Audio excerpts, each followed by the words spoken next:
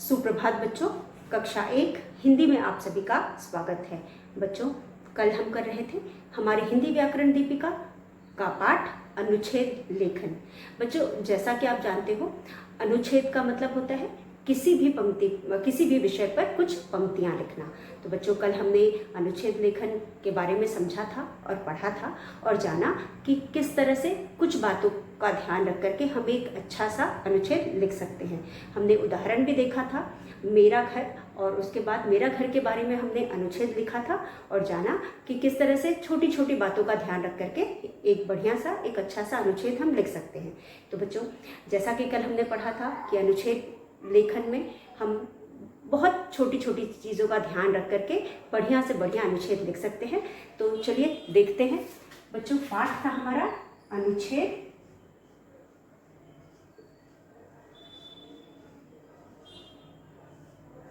1।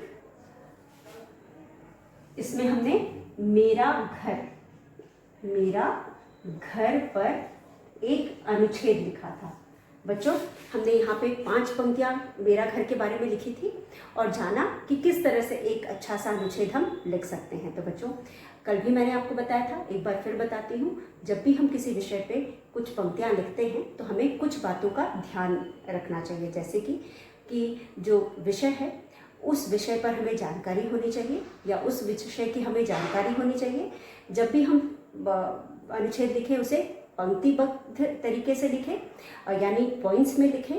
और पहला जो पॉइंट होता है या पहली जो पंक्ति होती है, हम जो विषय के बारे में सबसे ज़रूरी बात होती है उससे शुरू करते हैं। उसके बाद क्रमशः हम बाकी बातों को भी लिखते जाते हैं। जो बात जितनी ज़रूरी है उस हिसाब से हम उसी नंबर में हम उसको लिखते जाते हैं। उसके बाद बच्चों, पंक्ति छोटी छोटी होनी चाहिए, बहुत लंबी पंक्तियाँ नहीं लिखनी चाहिए, या कह सकते हैं वाक्य बहुत लंबे नहीं होने चाहिए। भाषा सरल होनी चाहिए ताकि पढ़ने वाला उसे आसानी से समझ सके। और उसके बाद किसी भी बात को दोहराना नहीं चाहिए, तो बार बार किसी बात को नहीं कहनी चाहिए। और उसके बाद जब आखिरी हम पॉइंट लिखते हैं या पंक्ति लिखते हैं तो हम हमारे साथ उस विषय का या उस टॉपिक का क्या संबंध है उसको लिखते हैं। हम उसे बहुत पसंद करते हैं या वो हमारे लिए बहुत प्रिय है, या फिर किस तरह से वो हमसे संबंधित है, वो जानकारी हम देते हैं। तो इस तरह से बच्चों, इन छोटी छोटी बातों का अगर हम ध्यान दें तो हम एक अच्छा सा अनुच्छेद लिख सकते हैं। तो कल हमने लिखा था मेरा घर के बारे में, और लिखा था कि चित्र देख करके हम यहाँ पे लिख रहे थे, यहाँ पे चित्र दिया हुआ है, हम चित्र की तरफ दिखाते हुए भी लिख सकते थे कि यह मेरा घर है करके भी लिख सकते थे, लेकिन हमने दूसरी तरह से लिखा कि मेरा घर बड़ा है। और मैंने आपको बताया कि आप पहली वाक्य को मेरा घर बड़ा है, मेरा घर बहुत सुंदर है, यह मेरा घर है, क्योंकि चित्र दिया है, यह भी हम लिख सकते हैं कि यह मेरा घर है।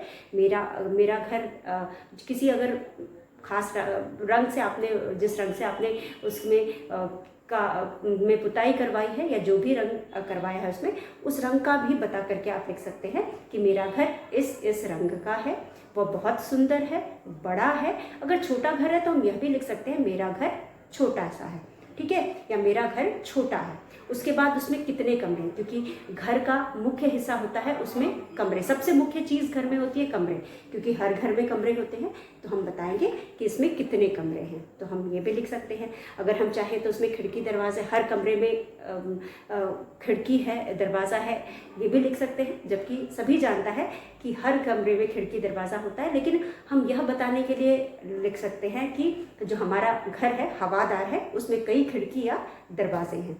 उसके बाद हम लिख सकते हैं कि घर के पास अगर कोई बगीचा है या पेड़ है उसके बारे में हम बता सकते हैं कि मेरे घर के पास एक बड़ा सा नीम का पेड़ है या आम का पेड़ है, एक छोटा सा बगीचा है, या मेरे घर के आसपास बहुत सारे पेड़ हैं। इस तरह से भी हम लिख सकते हैं। या फिर उसके बाद अगले वाक्य में हम लिख सकते हैं मेरा घर समुद्र के किनारे है, नदी के किनारे अगर है तो वो भी लिख सकते हैं। या फिर मैं अपने घर को बहुत साफ सुथरा रखता हूँ। तो घर रहने की जगह है, हम सब घर में रहते हैं, इस घर का साफ होना भी बहुत ज़रूरी है। तो मेरा घर, मैं अपना घर साफ रखता हूँ। फिर आखिर में आपका संबंध उस घर से है, जैसे कि मैंने आपको बताया कि उस घर से हम जुड़े हुए हैं, वह घर हमें बहुत अच्छा लगता है, हमारा घर मतलब, तो हम लिखेंगे मेरा घर मुझे बहुत अच्छा लगता है। तो इस तरह से आप इन छोटी छोटी पंक्तियों को लिख करके अपने निबंध को पूरा कर सकते हैं। तो इसी तरह से और कोई विषय पे भी आप लिख रहे हैं तो आप इसी तरह से लिखेंगे और इन्हीं छोटी छोटी बातों का ध्यान रख करके आप अच्छे से अच्छा निबंध लिख सकते हैं। तो बच्चों, यह था कल का विषय जो हमने कल पढ़ा था। तो चलिए आज का विषय शुरू करते हैं। तो बच्चों, आज हम पढ़ेंगे हमारी हिंदी पाठ्य पुस्तक खुलते पंख का पाठ, अगला पाठ जो कि री की मात्रा है। पिछले पाठ में हमने बड़े ऊ की मात्रा पढ़ी थी बच्चों, मुझे उम्मीद है आपको समझ में आया होगा। आज हम पढ़ेंगे री की मात्रा और बच्चों पाठ है 12। तो आज हम करेंगे पाठ 12 री की मात्रा। बड़े ऊ के बाद री आता है। आज हम करेंगे पाठ 12 री की मात्रा। आप सभी जानते हो कि बड़े ऊ के बाद री आता है। तो आज हम री की मात्रा यहाँ पे पढ़ेंगे और सीखेंगे किस तरह से हम शब्दों को री की मात्रा लगा करके पढ़ते और शब्द बनाते हैं। ये है री और इसकी मात्रा बच्चों आप देख सकते हैं, जिस तरह से आधा गोला हम यहाँ बनाते हैं इसी तरह से इसकी मात्रा भी होती है। तो ये आधा गोला, हम री की मात्रा आधा गोला बना करके किसी भी वर्ण के साथ आधा गोला बना करके बनाते हैं। क्री, ये हो गया क्री, ये हो गया ग्री। इस तरह से हम आधा गोला बना करके मात्रा लगाते हैं और शब्द बनाते हैं। और चलिए इसी तरह से हम मात्रा लगा करके पहले कुछ शब्दों को बनाना सीखते हैं। तो हम यहाँ लिखेंगे आज री की मात्रा वाले शब्द। री की मात्रा वाले शब्द। री की मात्रा वाले शब्द हम इन्हें लिखेंगे और बोल बोल करके पढ़ेंगे। तो बच्चों, हमारा पहला शब्द है, यहाँ पे जो पहला शब्द दिया गया है वो है नृप। न के नीचे री उड़ाया हमने। जब भी हम री की मात्रा लगाते हैं किसी भी वर्ण के पैरों के पास लगाते हैं, यानी नीचे की तरफ लगाते हैं। तो यहाँ पे हमने री की मात्रा लगाई, नृप, नृप, ये है नृप, ये बना नृप। बच्चों, नृप का मतलब राजा। आप देख सकते हैं आपकी किताब में चित्र भी दिया हुआ है राजा का। राजा को हम नृप भी कहते हैं। तो न के नीचे हमने री की मात्रा लगाई है और लिखा नृप। उसके बाद हमारे पास है ऋषि। ऋषि में हमने मात्रा नहीं लगाई है बल्कि यहाँ पे हमने री स्वर का प्रयोग किया है। तो री के प्रयोग से हमने यहाँ पे शब्द बनाया ऋषि। तो ये बना ऋषि। उसके बाद दूसरा शब्द हमारे पास है व के नीचे री की मात्रा क्ष, वृक्ष, ये बना वृक्ष। उसके बाद हमारे पास है मृग। म के नीचे री की मात्रा और ग, मृग। तो बच्चों, ये बना मृग। म के पैरों के पास एकदम नीचे हमने री की मात्रा लगाई है, शब्द बनाया मृग। उसके बाद अगला शब्द हमारा है बच्चों गृह। ग के नीचे री की मात्रा लगाई हमने और ह, गृह। तो ये बन गया गृह। उसके बाद हमारे पास है तृण। त के नीचे री की मात्रा ढ़, तृण। उसके बाद हमारे पास है कृपा। कृपा, कृपा, कृपा। उसके बाद हमारे पास है मृदु। मृदु, म के नीचे री की मात्रा और द पे छोटे की मात्रा, ये हो गया मृदु। उसके बाद है घृणा। उसके बाद अगला शब्द है घृणा।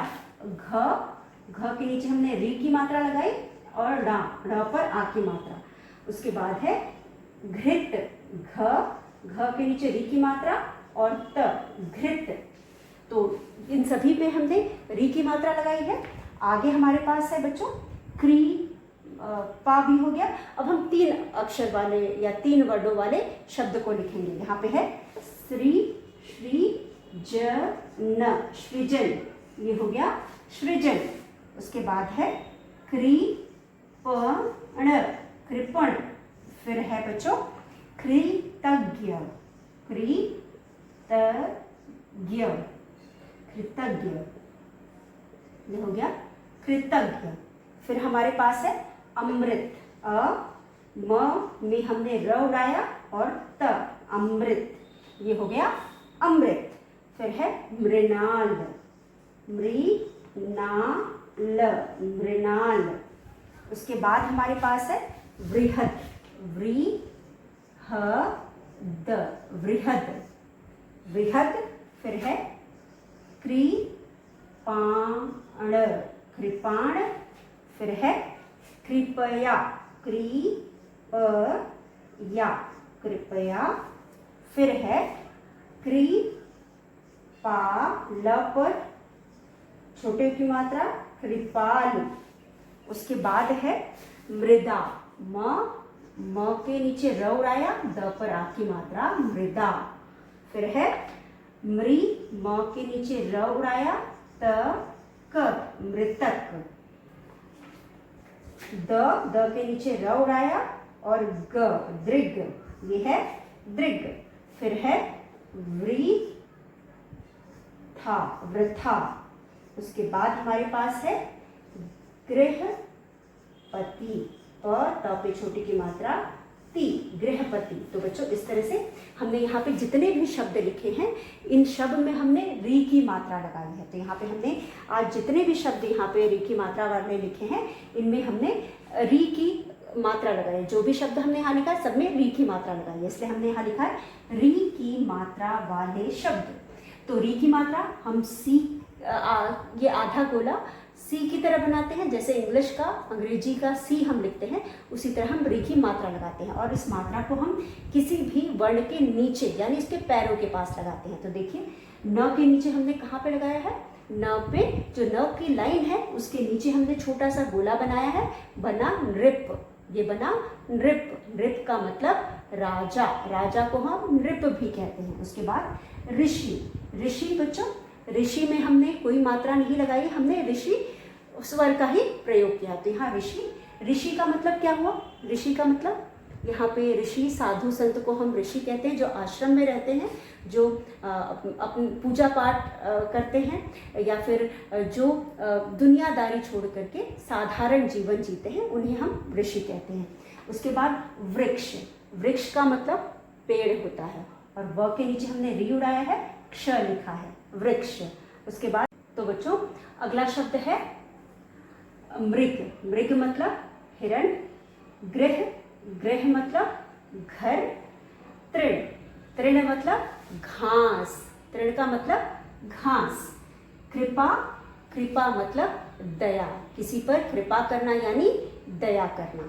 उसके बाद मृदु, मृदु का मतलब होता है कोमल या मुलायम, मृदु का मतलब होता है कोमल या मुलायम। घृ, ह के नीचे री, णा, घृणा, घृणा मतलब किसी से नफरत करना, किसी को नापसंद करना। उसके बाद घ के नीचे री, त, घृत, घृत का मतलब होता है घी, घृत का मतलब होता है घी।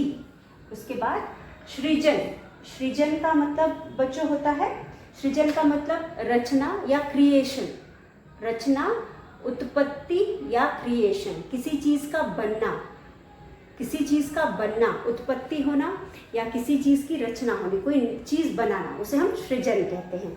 उसके बाद है बच्चों कृपण, कृपण का मतलब कंजूस, कृपण का मतलब कंजूस। उसके बाद है कृतज्ञ, कृतज्ञ का मतलब किसी का एहसान मानना, अगर हमारे लिए कोई कुछ करता है तो हम उसका एहसान मानते हैं तो हम उसे कृतज्ञ कहते हैं। उसके बाद अमृत, आप सभी जानते हो अमृत का मतलब होता है जो कभी नष्ट ना हो या जो कभी मरता नहीं है, तो न मरने वाला को हम अमृत कहते हैं। उसके बाद मृणाल, बच्चों जानते हैं हम लोटस को मृणाल कहते हैं, कमल को मृणाल कहते हैं।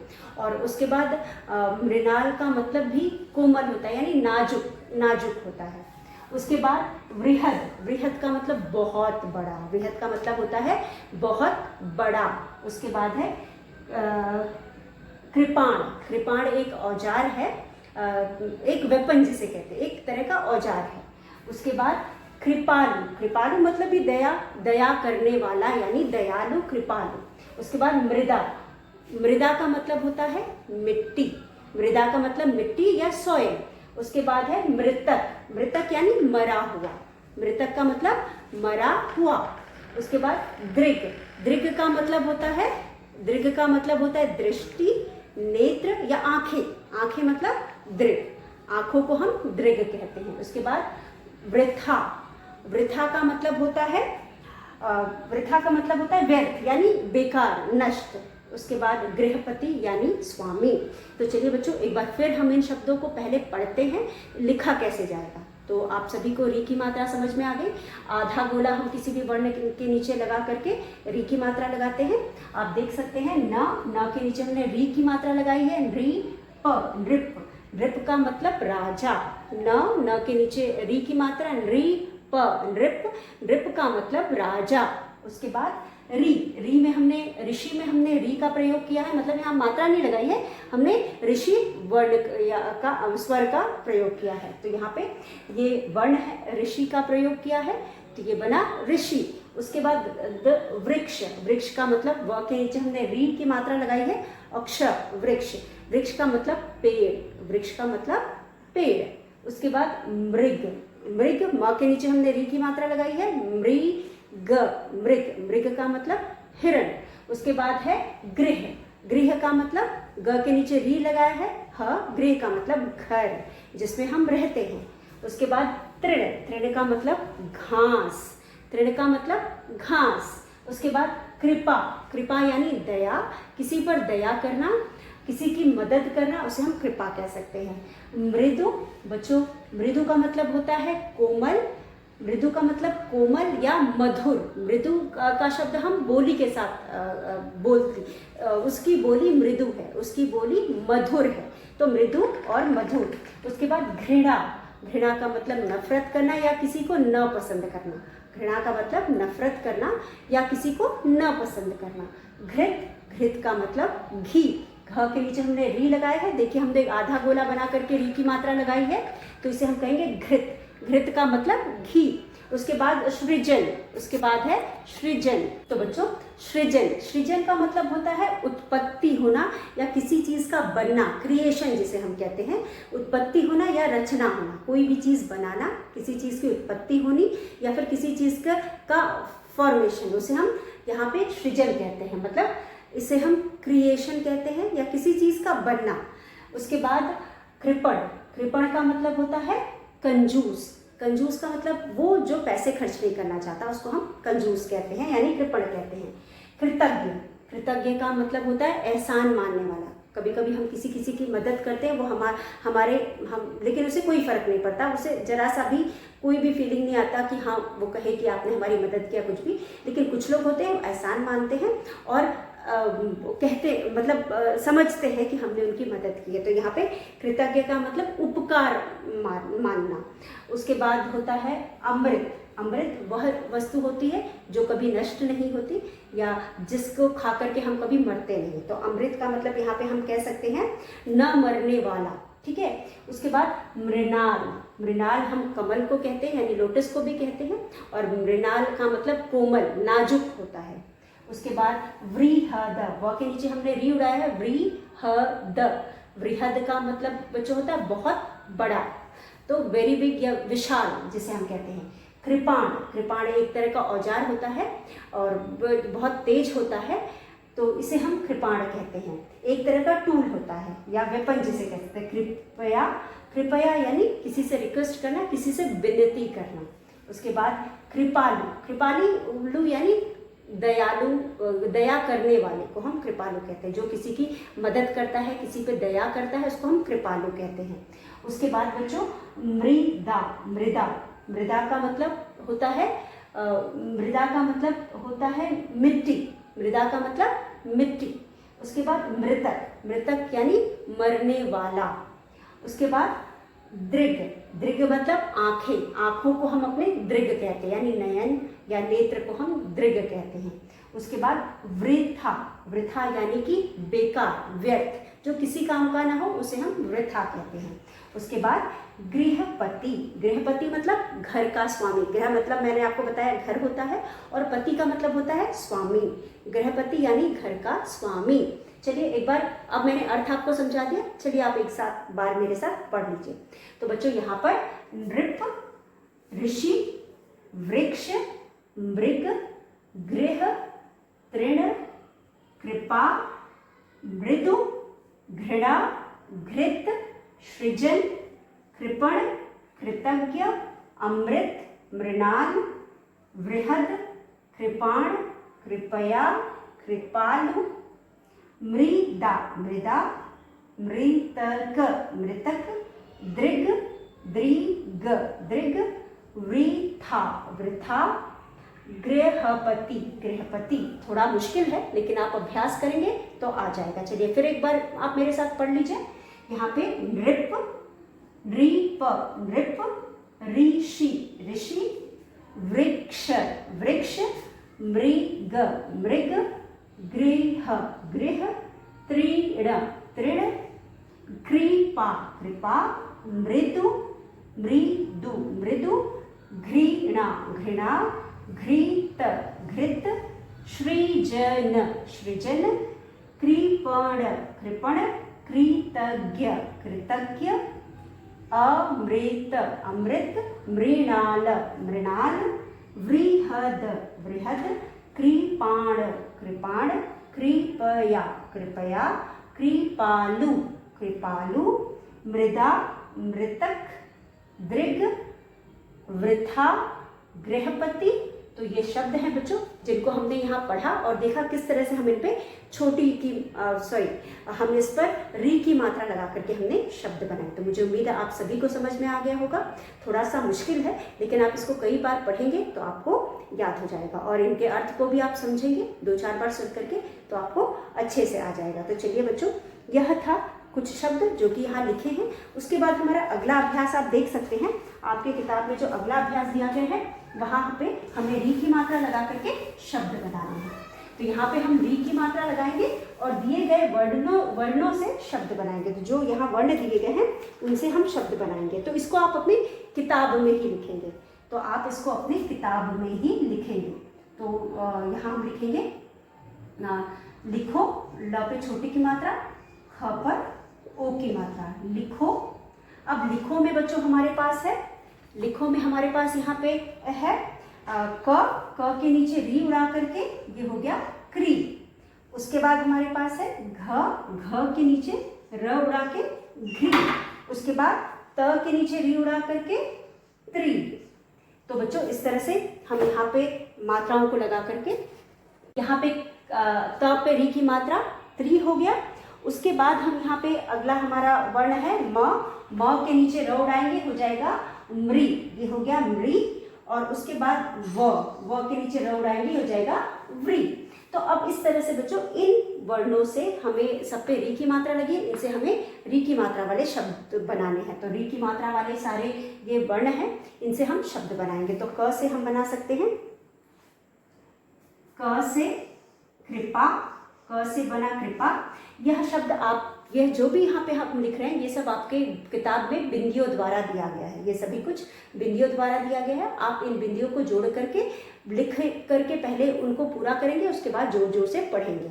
और ये शब्द भी आपको बिंदियों द्वारा दिया गया है, आप इनको जोड़ करके पूरा करेंगे और फिर पढ़ेंगे। तो यहाँ पे दूसरा है कृपा, फिर है घ से घृत हो जाएगा, घ से घृत, त से तृण। अब बुक में देखते हैं क्या दिया है, बिल्कुल यहाँ पे तृण दिया हुआ है, तृण। म से मृतक, मृतक, मृतक।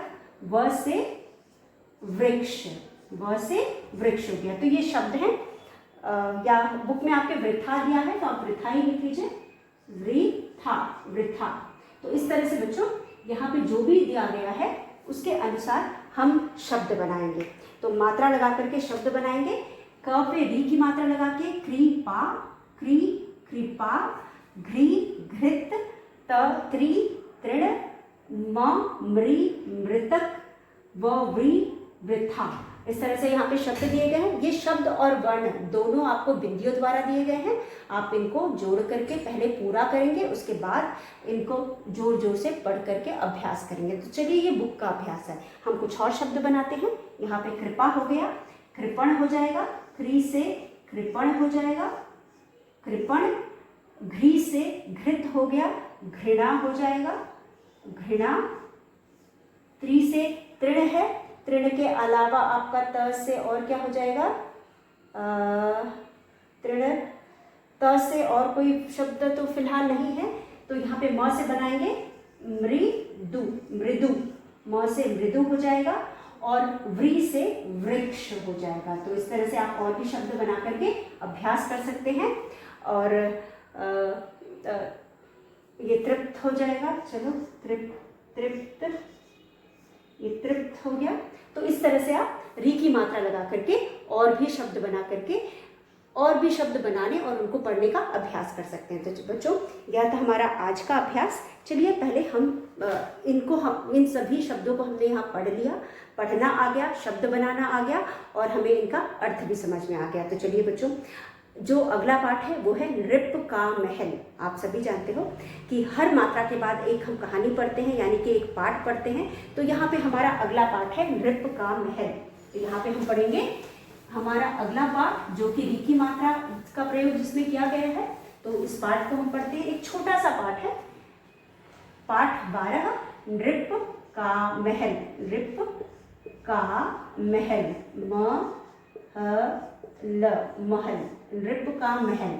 आप देख सकते हैं बच्चों, यहाँ पे चित्र में भी आप देख सकते हैं एक नृप का महल है। नृप का मतलब होता है राजा, न रीप, नृप का मतलब है राजा। और महल में कौन रहता है? महल में राजा रहता है। तो यहाँ पे भी एक नृप है जिसका महल है। तो नृप महल में रहता है। तो हम नृप के महल की कहानी पढ़ने जा रहे हैं यहाँ पे। तो बच्चों यहाँ पे है एक महल था। हमारा पहला वाक्य है एक महल था। एक महल था, एक महल था। और महल में क्या था? वह किसका महल था? वह एक नृप का महल था। नृप का महल था। वह किसका महल था? एक नृप का महल था। उसके बाद नृप उस महल का गृहपति था। नृप उस महल का गृहपति, चलिए यहाँ लिखते हैं